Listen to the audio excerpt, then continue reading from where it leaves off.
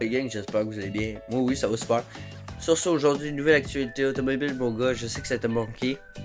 Donc, il s'est pas passé grand chose ces derniers temps. En 3 semaines, le dernier mois, c'était assez tranquille, c'était assez slow. C'est surtout en hiver, hein, je pense, les nouvelles actualités automobiles.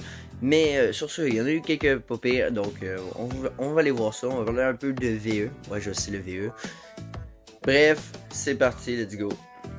Et donc là, on se retrouve sur ce guide de l'auto comme d'hab. Donc, Ferrari détient actuellement le record officiel pour la voiture la plus chère jamais vendue avec une 250 GTO 1972 qui a trouvé preneur pour 48,4 millions américains ou l'équivalent de 63 millions canadiens lors d'un encan en Californie en 2018. Une autre de 1963 aurait même dépassé 70 millions américains à l'occasion d'une vente privée également en 2018. Or, Mercedes pourrait avoir battu non pulvérisé ces deux marques dans les derniers jours. Citant plusieurs sources, on dit qu'une rarissime Silver AO vient de se vendre pour rien de moins que 135 millions d'euros, autrement dit 182 millions canadiens. Donc c'est complètement défoncé. Et financé par le régime de Hitler durant la Seconde Guerre mondiale, les Silver AO ont dominé la scène des Grands Prix avant et après le conflit culminant avec le championnat du monde de Formule 1 de 1954.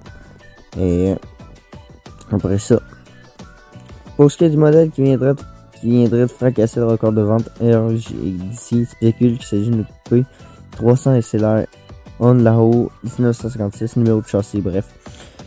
Donc c'est le 8 sur 155, donc il y en a 55 dans le monde. 2 seuls exemplaires ont été produits, nommés en l'honneur de Rudolf Onlao, chef du département des essais de Mercedes à l'époque. Bref, donc vous avez compris, rien n'est confirmé le moment, mais on aurait peut-être fracassé le record des ventes. On s'intéresse cette fois-ci à un petit VUS de chez Genesis qui vient d'arriver, qui semble fort se partir. Le GV60 2023 commande un prix de 71 000 pour la version Advanced et 79 000 pour la version Performance. Donc c'est extrêmement cher. Genesis, pour ceux qui ne savent pas encore, c'est la nouvelle marque créée par Hyundai de luxe. Mais là, c'est vraiment très cher. Donc ça va être sûrement électrique, je pense c'est VE. À l'occasion du lancement du GV60 à Austin au Texas, la direction canadienne de la marque ne pouvait confirmer combien de véhicules seraient alloués pour le marché canadien. Donc 500 précommandes avec dépôt remboursable de 1000 $ ont été acceptés pour ce modèle. Et donc, si vous encore commandé un, ça varie entre 6 et 12 mois. Donc d'un niveau de puissance, le GV60 est élaboré sur l'architecture EJMP. Tous les GV60 vendus au Canada sont dotés de 2 moteurs électriques, de facto d'un rouage intégral et une commande électrique. Donc, on dit un moteur avec 74 kW et d'un moteur arrière de 160 kW. La puissance combinée est de 314 chevaux, alors que le couple est chiffré à 446 livres-pieds. L'autonomie annoncée à 399 km selon le Genesis. La performance, cette fois-ci, reçoit 2 moteurs de 160 kW avec une puissance de 429 chevaux ou 413 pendant 10 secondes lorsque le conducteur appuie sur le bouton Boost de quasi au volant. Le couple maximal varie donc entre 446 et 516 livres-pieds pour une autonomie réduite de 378 km. La recharge rapide, on dit 77,4 kWh, la recharge complète de 0 à 100% se perd en 8 heures. C'est une borne traditionnelle de niveau 2 capable de livrer en courant de 11 kW. Bref, je vous laisse lire au pire. Donc ça c'est le petit nouveau Genesis. Je me rappelle bien, on en avait déjà parlé, mais on va parler du niveau 400Z, le Nissan Z 2023. Donc le nouveau Z 2023 débarquera chez nous au cours de la saison estivale. Cette sportive réussite nous a épaté lors de notre premier essai il y a quelques semaines. Donc bref, on s'en fout, nous autres, qu'est-ce qu'on va voir. La nouvelle Z se décline en modèle sport et performance. Une édition spéciale Proto Spec, la production limitée également offerte, et elle qui rappelle le prototype de la Z dévoilé en 2020. Jetons en œil ces différents modèles de la Z 2023, leur prix et ce qu'ils ont à offrir. Ce qu'il faut savoir à propos du modèle de base. Le modèle de base, comme toutes les versions équipées du moteur V6 biturbo de 3 litres, développé à 400 chevaux, comme son nom l'indique, la 400Z. Et donc, emprunté à l'Infiniti Q60 Red Sport, du côté d'Infiniti, adapté spécifiquement à la Z, ça commence à 46 498 $ avec le modèle sport muni d'une boîte manuelle avec embrayage XTT et arbre d'entraînement en fibre de carbone. Si on veut passer à la transmission automatique à 9 rapports, on doit ajouter 1500 $ pour un prix total de 47 998. Cette transmission vient avec palette de changement de vitesse en aluminium. Le modèle sport n'a pas de différentiel avec glissement limité, mais il profite tout de même de la fonction de déport canon Launch Control. de série avec la boîte automatique. Dans l'habitacle, le modèle sport équipé du bloc d'instrument numérique de 12.3 pouces et d'un écran audio tactile standard de 8 pouces, agrémenté des suites logicielles Apple CarPlay et Android Auto. La même combinaison d'écran se trouve sur toutes les autres déclinaisons. Finalement, la sellerie est couverte d'un tissu noir avec des réglages manuels. Le chauffage des chaises n'est pas de série sur ce modèle sport. Pour plus de dynamisme et d'exclusivité, le modèle performance lui commence à 58 408 $, soit une prime de 12 000 $ sur le modèle sport. Un différentiel à glissement limité mécanique, un système de freinage plus performant, une fonction de départ canon de série sur la boîte manuelle et le correspondant régime Android. Ah bref. Sur ce, des jantes en alliage race de 19 pouces enrobées de pneumatiques Bridgestone Potéza. Dans le cockpit, la sellerie est revêtue de cuir et chauffante et offre le réglage électrique, un système auto boost à 8 haut-parleurs et également de série. Donc ça semble très intéressant. Pour la boîte au spec, cette fois-ci, offerte en quantité limitée au Canada, commence à 64 248 $ avec la boîte manuelle. Comprend des étriers de fin de couleur jaune qui emboîtent l'emblème Z. Et des jantes race de 19 pouces, couleur bronze et bien c'est déclinaison. Des sièges exclusifs du proto-spec et des accents rouges garnissant la cabine. On va parler du nouveau VUS Honda, sinon on avait déjà parlé du Honda Prologue, cette fois sa première version du VUS électrique de Honda. Honnêtement, moi je le trouve vraiment super beau, je vous ai top pour un VUS électrique en plus. Il faut aussi faire en moitié honnêtement, je veux dire, ça me dérange pas qu'on cohabite avec le VE et tout aussi bien. Mais, on n'est pas pour arrêter de nous obliger à arrêter le véhicule à essence. Si on veut rouler à essence, laissez-nous rouler à essence et tout. On peut cohabiter. Tu sais, par exemple, ça nous empêche pas, pareil, d'avoir du VE chez nous. On utilise le VE, puis durant notre week-end, on s'en va dépasser de l'essence, là, pour le fun, tu sais. Je veux dire, on va courser les vendredis soirs et tout, on s'en ride. Puis, tu sais, pour se rendre au travail, au pire, on gaspille pas d'essence, ben, ça peut être fun. Mais, tu sais, je veux dire, quand on va au travail, on utilise le VE, ben, correct, là. Bref. Voilà un peu moins d'un an que Honda a confirmé que le nom de son premier VUS électrique, le Prologue. Aujourd'hui, la compagnie nous donne le premier aperçu officiel en publiant une esquisse de ce qui a toute l'apparence d'un concept. Donc, cette fois-ci, en collaboration avec l'équipe de design de Honda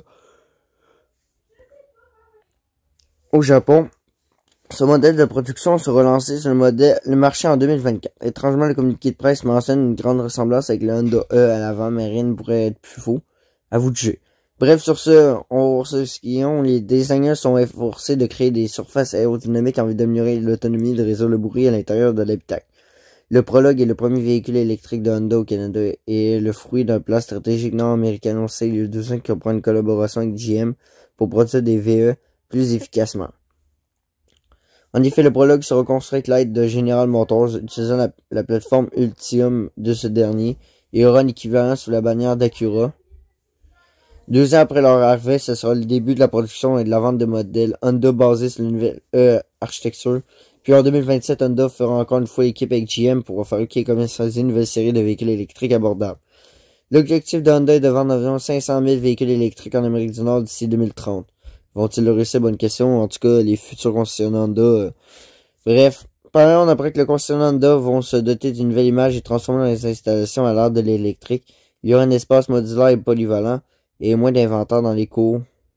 Bien sûr, des bandes de recharge seront installées et de l'équipement spécialisé sera ajouté à sortir la réparation des véhicules électriques à l'aide du constructeur. On dit ici qu'Alfa Romeo pourrait produire une hypercar dans les prochaines années. Donc, une future hypercar pour Alfa Romeo. Cette future Alfa Romeo pourrait s'inspirer directement de la MC20. On découvre aussi la Delage D12. La Delage D12, l'hypercar française en test. L'hypercar française au look de Formule 1 et au V12 et atmosphérique de plus de 1000 chevaux. Fait nous vous parler d'elle.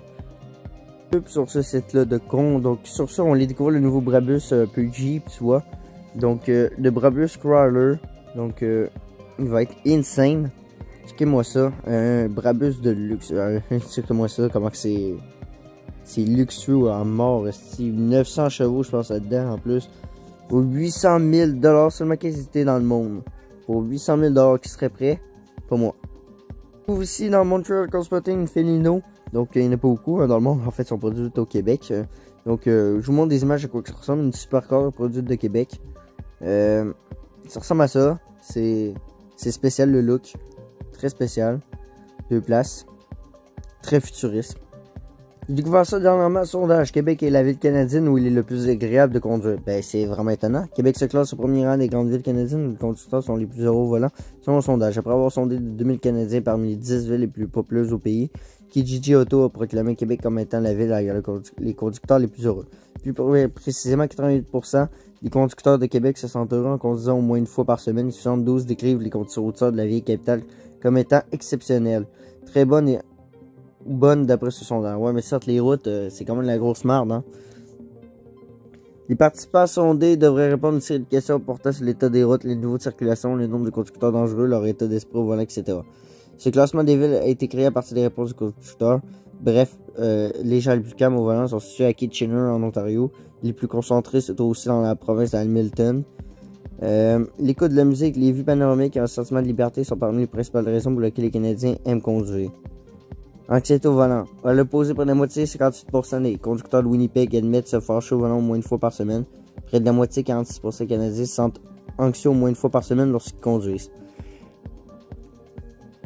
Bref, vous avez compris, Québec, quant à elle, les villes avec les meilleures conditions routières sont Calgary, Toronto et Ottawa-Gatineau. Les villes. Bien évidemment, Calgary, Toronto et Ottawa-Gatineau, c'est vraiment pas mal. À l'inverse, Montréal, Winnipeg et Edmonton ont été identifiés comme étant les pays. D'ailleurs, 81% des Montréalais pensent que les routes de leur ville doivent être améliorées. Les conducteurs de la métropole sont ceux qui passent le plus de temps sur la route, avec une moyenne de 40,94 minutes par déplacement. C'est fou, Montréal, je vous jure. N'allez pas conduire là. Je l'ai failli faire. J'ai failli le faire, mais je vais le faire cet été. Voilà. Étude, le Canada est le 7e meilleur pays pour les amateurs de voitures. Eh bien, la passion pour les voitures, la conduite et la course automobile se manifeste de plusieurs façons. Les amateurs d'ici sont assez choyés, comme le démontre une nouvelle étude du site britannique. Bref, le Canada se classe 7e parmi une quarantaine de pays évalués à travers le monde d'après des critères comme la qualité des routes, le prix moyen de l'essence ainsi que le nombre d'événements automobiles et de circuits. Les États-Unis trônent au premier rang avec une bonne avance sur la France et le Royaume-Uni, qui se partagent la deuxième place, sont suivis de l'Espagne, l'Australie et l'Allemagne. Certains seront surpris de voir que le Canada devance l'Italie, le Japon et le Mexique qui ferment le top 10. Donc l'Italie, c'est assez surprenant, bien connu. Nos voisins du Sud ont la chance de conduire sur des routes en meilleur état que dans la vaste majorité des autres pays, de payer leur carburant moins cher également. Pas moins d'autres circuits différents ont accueilli une course de Formule 1, un sommet, tandis que 406 événements automobiles sont à venir dans le calendrier, loin devant tous les autres. L'Italie est le pays qui a eu le plus de grands prix de F1, 76 et d'épreuves du championnat du monde de rallye, 50. De son essence plus cher qu'ailleurs et la mauvaise qualité de ses routes en général l'ont relégué plus loin au classement. Parlant de routes, si on se fie à cette étude, c'est aux Pays-Bas qu'on retrouve les plus belles, ensuite en Suisse et au Japon. Le Canada, malgré ce qu'on pourrait croire en voyant l'état lamentable de plusieurs artères montréalaises, figure dans la bonne moyenne. Donc c'est assez étonnant. C'est à cause de Montréal, évidemment, hein.